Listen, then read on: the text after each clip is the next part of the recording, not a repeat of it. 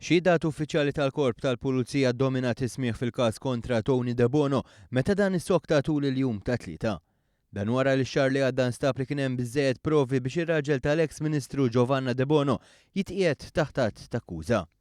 Il-Pulizija xedu kif tul l-investigazzjoni ltaqgħu tkellmu mal-whistleblower Joseph Kauki li jurihom il-postijiet fejn sar xogħol fil-privat imħallas minn fondi pubbliċi. Dan fl-istess waqt li ppreżentalhom 25 irċevuta li De Bono kien tal-Kauki u noti tal-istess akkużat dwar kif kellu jikteb l-invoice għal Construction and Maintenance Unit. Invoice li ma kienx tirrifletti x-xogħol li sar. Intqal ukoll kif Kauki qallilhom ukoll li kien hemm xi xogħol li ma tħallas salih.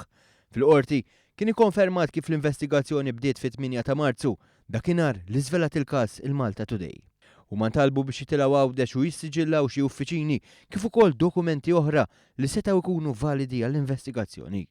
L-ewwel post li marru fih kien il-Ministeru ta' Għawdex fejn hemmhekk iltaqgħu ma' segretarju permanenti u anke xi diretturi oħra. Minn hemm marru l-Constructions and Maintenance Unit fix-Xewkija u l-Works Department Store fir-Rabat. Kien spjegat ukoll kif tul il-48 siegħa li De Bono nżamm arrestat huwa baqa' silenzjuż. U għalli għażel jieħu din l-attitudni għax iħoss li spiċċa ballun politiku fil-każ.